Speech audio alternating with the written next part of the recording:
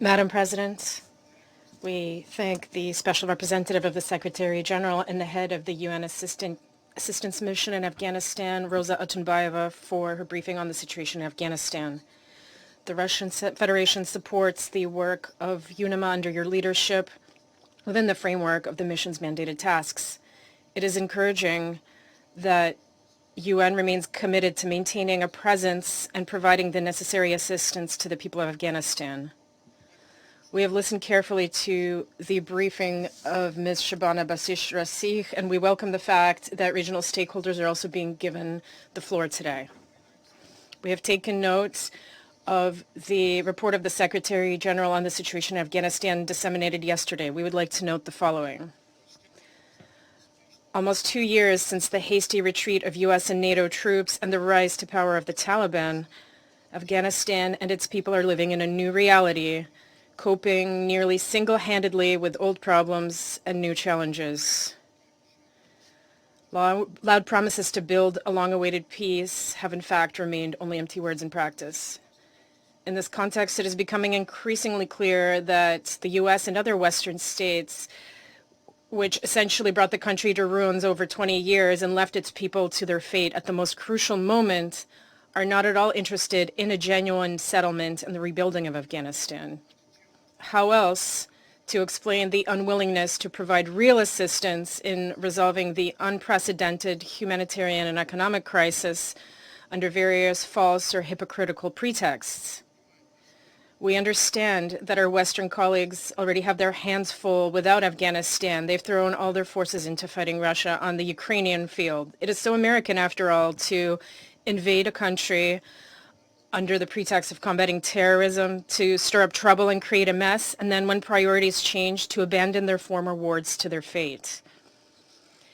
Meanwhile, the United States and its NATO allies are trying to erase evidence of numerous war crimes committed by the U.S. and NATO military from the pages of history, and they're even resorting to the threat of sanctions to do this. They're also hushing up the true reasons for such a long presence in Afghanistan. Given this, the high-sounding rhetoric of Western colleagues about the current deteriorating situation in the country and the suffering of the Afghan people, including its women and girls, appears simply immoral, as do the calls to take up the sanctions baton and increase political and economic pressure on the de facto authorities. They lack the courage to admit that their preferred methods have long lost their effectiveness. The consequences of such actions will only hurt ordinary Afghans, but they will not help to radically turn the tide on the ground. Yet this approach has ceased to surprise us a long time ago. This also became clear long ago in Kabul, which is seeking its own path of independent development for Afghanistan without looking to the West for aid. We share the Secretary General's assessment of the difficult internal political situation in Afghanistan. We continue to be particularly concerned by the security risks posed by the terrorist activity of ISIL Khorasan. We see that over 20 years of foreign presence, the terrorists have entrenched their influence in their country and are deliberately destabilizing the situation by carrying out ever more terrorist attacks and instilling an atmosphere of fear and despair. The goal is clear: to demonstrate that they are an alternative power. Their victims are representatives of religious and ethnic minorities, including women and children. There was a wave of high-impact terrorist attacks in early June, claiming more than 20 victims. They also seek to undermine stability in Afghanistan's neighboring states.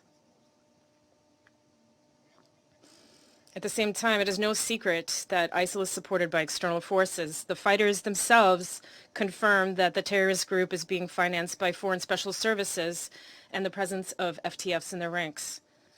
The safety of the personnel of the United Nations Assistance Mission in Afghanistan and humanitarian workers on the ground may also be at risk. We note the efforts of the de facto authorities. However, it is clear that they are not enough to completely eradicate the threat. Meanwhile, the prospect of terrorist activity spilling over the country's borders into Central Asia remains quite real. The drug problem is also closely linked to terrorism. It is obvious that without comprehensive international and regional assistance, it will be difficult for Afghanistan to cope with these challenges alone in a context of widespread hunger and poverty. Support for Afghan farmers is also more important than ever. But the United States Institute of Peace has published an article with the telling title, Opium ban is bad for Afghans and the world. Как вам это нравится? How do you like that? We are keeping our attention focused on the socioeconomic situation in the country. We note the efforts being made by the UN and regional organizations to provide humanitarian assistance to the country. We'd like to particularly highlight the selfless work of humanitarian agencies and their staff who are ready to remain on the ground and help Afghans in any circumstances. However, we are seeing that these efforts are not enough. UN efforts to expand aid beyond basic needs continues to be blocked by Western donors who categorically reject the possibility of providing assistance for the country's development, the reconstruction of schools and hospitals, or building roads to connect provinces and cities with agricultural areas. We also continue to monitor developments concerning the rights of all Afghans, including women and girls, as well as the formation of a truly inclusive government with the participation of all the ethnic and political groups of the country. Madam President, building a long-term sustainable peace in Afghanistan is impossible without continuing patient and pragmatic engagement with the new authorities on a wide range of pressing issues. Maintaining such a comprehensive approach will also determine the effectiveness of the work of UNAMA. Russia has consistently supported promoting cooperation with Afghanistan for a comprehensive settlement. Together with our regional partners, we are working to develop a common approach to the situation in the country. The Moscow format also serves this goal. We note the potential of the SCO Afghanistan contact group. Regular alignment of position is also carried out within the framework of the CSTO and the CIS. We also took part in the meeting organized by the Secretary General with Special Envoys for Afghanistan in Doha on May 1st and 2nd. In our bilateral contacts with the de facto authorities, we are encouraging them to speed up the implementation of all the objectives announced to the world, as well as delivering on the corresponding promises. We continue to provide humanitarian assistance to the Afghan people and to promote socioeconomic cooperation. We are interested in developing pragmatic relations with Kabul, including with the goal of rebuilding infrastructure of the enterprises that we have built in the country. Thank you.